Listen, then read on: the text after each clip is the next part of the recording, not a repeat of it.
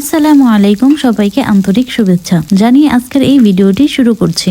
আশা করি আপনারা সবাই ভালো আছেন এবং সুস্থ আছেন। আল্লাহর রহমতে আমিও সুস্থ আছি। আজ আমি আপনাদের জন্য নিয়ে এসেছি একদম ঘরোয়া, খুব সহজ কিন্তু অসম্ভব সুস্বাদু একটি আচার রেসিপি। আজ আমি বানাবো সসপাতা বা ধনিয়া পাতার আচার। শীত প্রায় শেষ, এই সময় সসপাতার দামটা একেবারেই কম, আর সারা বছর এই সসপাতাটাও পাওয়া যায় না। তাই এইভাবে একবার আচার বানিয়ে সারা বছর সংরক্ষণ করতে পারেন। আর এই আচারটা খেতে যেমন মজাদার, বানাতেও তেমনি সহজ। ভাত, রুটি বা খিচুড়ি সবকিছুর সাথে এই আচারটা অসাধারণ লাগে। তাহলে চলুন রেসিপিটি শুরু করা যাক। এই আচারটা বানানোর জন্য আমি এখানে ব্যবহার করছি আধা কেজি পরিমাণে সসপাতা। প্রথমে আমি সসপাতার গুঁড়াটা ফেলে দিয়ে নিচ্ছি।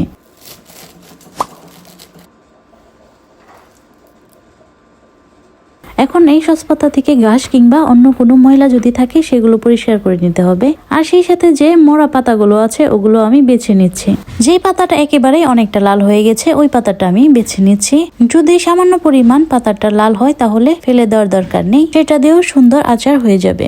সসপাতা দিয়ে আচার বানানোর ইচ্ছা থাকলে যেই দিন সসপাতাটা কিনবেন ওই দিনই আচারটা বানিয়ে নেবেন, এতে করে পাতাটা একেবারেই তরতাজা থাকবে। আর যদি 2-1 দিনের জন্য আমার মতো রেখে দেন তাহলে আস্তে আস্তে অনেকগুলো সসপাতা লাল হয়ে যাবে। সসপাতা যখন মোটামুটি বাছা হয়ে আসবে এই পর্যায়ে সসপাতাগুলো আমি টুকরো টুকরো করে কেটে নিচ্ছি। এইভাবে আরো যতগুলো আমার সসপাতা আছে সেগুলো আমি ভালোভাবে বেছে খুব পরিষ্কার করে ধুয়ে নিয়েছি। আর সেই সাথে একটা জারের মধ্যে ঝর্ণা দিয়ে রেখে দিয়েছিলাম যাতে পানিগুলো খুব তাড়াতাড়ি ঝরে যায়। আর আপনারা চাইলে একটা কাপড় কিংবা তোয়ালের মধ্যে সসপাতাগুলো ছড়িয়ে দিয়ে ঘন্টা খানিকের মতো রেখে দিলে সসপাতাগুলো খুব সুন্দরভাবে শুকিয়ে যাবে। এখন একটা কড়াইতে দিয়ে দিচ্ছি 1 মুঠ পরিমাণ সরিষা, আর তার সাথে দিয়ে দিচ্ছি 1 টেবিল চামচ পরিমাণ পাঁচফোড়ন। এখন হালকা আছে নেড়ে চেড়ে পাঁচফোড়ন আর সরিষাগুলো আমাদের ভেজে নিতে হবে। ভাজার সময় অবশ্যই লক্ষ্য রাখতে হবে যেন মশলাগুলো পুড়ে না যায়।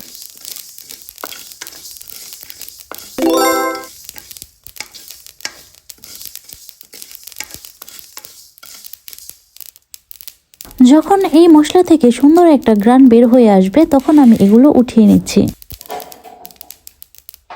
আর এই করে দিয়ে দিচ্ছি কয়েকটা শুকনো মরিচ। ঝালটা আপনারা আপনাদের পরিমাণ মতোই দিয়ে দিবেন। নেড়ে চেড়ে শুকনো মরিচগুলো মুচমুচে করে ভেজে নিচ্ছি।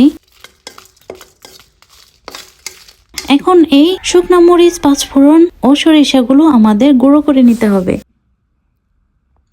এখন এই কড়াইয়ের মধ্যে দিয়ে দিচ্ছি ঝর্ণা করে রাখা সসপাতা। সসপাতাগুলো ঢাকনা দিয়ে ঢেকে দেওয়ারও প্রয়োজন নেই, অল্প আছে, শুধু সসপাতাটা একটু জাল করে নিচ্ছি যাতে এই সসপাতার উপরে যে পানিটা থাকে সেটা যেন শুকিয়ে আসে।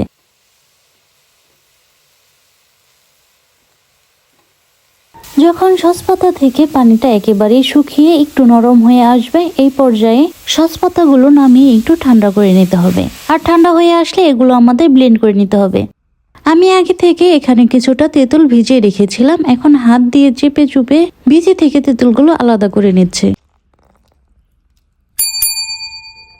তেঁতুলটা আলাদা করে নেওয়ার পর এখন আমি এর মধ্যে দিয়ে দিচ্ছি স্বাদ মতো লবণ, আর তার সাথে দিয়ে দিচ্ছি স্বাদ মতো চিনি।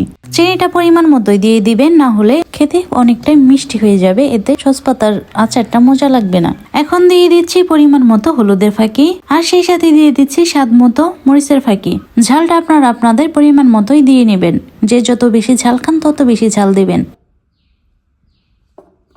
এখন একটা প্যান গরম করে এর মধ্যে দিয়ে দিচ্ছি বেশ খানিকটা সরিষার তেল। আচার বানানোর সময় সবসময় চেষ্টা করবেন সরিষার তেলটাই ব্যবহার করার, এতে করে আচারের স্বাদটা দ্বিগুণ বেড়ে যায়। তেলটা গরম হয়ে আসলে এর মধ্যে আমি দিয়ে দিচ্ছি তেঁতুলের সাথে মাখিয়ে রাখা সব মশলা।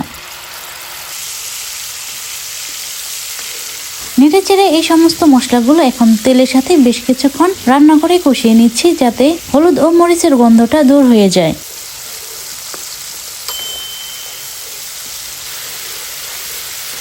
বেশ কিছুক্ষণ সময় নিয়ে কষিয়ে নেওয়ার পর এই পর্যায়ে আমি দিয়ে দিচ্ছি ব্লেন্ড করে রাখা সেই সসপাতাগুলো। আর ব্লেন্ড করার সময় একটু পানি ব্যবহার করা যাবে না, এতে করে আচারটা বেশি দিন ঘরে সংরক্ষণ করা যাবে না। সসপাতা দিয়ে দেওয়ার পর নেড়ে চেড়ে এই সসপাতাগুলো আমাদের এই মশলার সাথে ভালোভাবে মিশিয়ে নিতে হবে।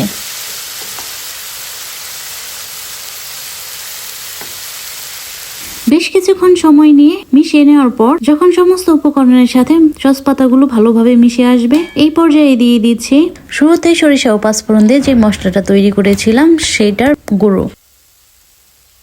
এখন এই মশলাগুলো ভালোভাবে সস পাতার সাথে নেড়ে চেড়ে বেশ কিছুক্ষণ সময় নিয়ে মিশিয়ে নিচ্ছি। আপনারা যদি বাহিরে রেখে এই আচারটা বছর খানিক সময় সংরক্ষণ করতে চান তাহলে এই পর্যায়ে দিয়ে দিবেন 1 টেবিল পরিমাণ ভিনেগার। আমার এই আচারটা 2 দিনে শেষ হয়ে যাবে, এর জন্য আমি এখানে ভিনেগারটা ব্যবহার করিনি। আবার একটা কড়াইতে পরিমাণ মতো তেল গরম করে এর মধ্যে দিয়ে দিচ্ছি আগে থেকে ছিলে রাখা বেশ কয়েকটা রসুনের কোয়া, আর তার সাথে আবারও দিয়ে দিচ্ছি কয়েকটা আস্ত শুকনো মরিচ। নেড়ে চেড়ে শুকনো মরিচ ও রসুন ভেজে নিতে হবে। ভাজতে ভাজতে রসুন ও মরিচের কালার যখন চেঞ্জ হয়ে এরকম হয়ে আসবে, এই পর্যায়ে আমি এগুলো উঠিয়ে দিয়ে দিচ্ছি আগে থেকে সেই সস পাতা আচারের মধ্যে বাগার হওয়ার জন্য। এখন নেড়ে চেড়ে সমস্ত তেলগুলো আচারের সাথে ভালোভাবে মিশিয়ে নিতে হবে। দেখতেই পাচ্ছেন আচারটা কত সুন্দর রং হয়েছে আর গ্রানটাও অসাধারণ। এখন এই আচারটা বেশ কিছুক্ষণ সময় নিয়ে ঠান্ডা করে নেওয়ার পর একটা কাচের বয়ামে রেখে দিচ্ছি। এই আচারটা এখন 7-8 দিনের মতো বাহিরেই ভালো থাকবে। এই আচারের প্রশংসাটা আর নাই করলাম, আপনারা বাড়িতে একদিন ট্রাই করে দেখবেন। ভিডিওটি ভালো লাগলে অবশ্যই কমেন্ট করে জানাবেন এবং এরকম নতুন নতুন রেসিপি পেতে অবশ্যই আমার চ্যানেলটি সাবস্ক্রাইব করে আমার পাশেই থাকবেন। দেখা হবে আবার কোনো নতুন ভিডিও নিয়ে, ততদিন পর্যন্ত ভালো থাকবেন, সুস্থ থাকবেন। আল্লাহ হাফেজ।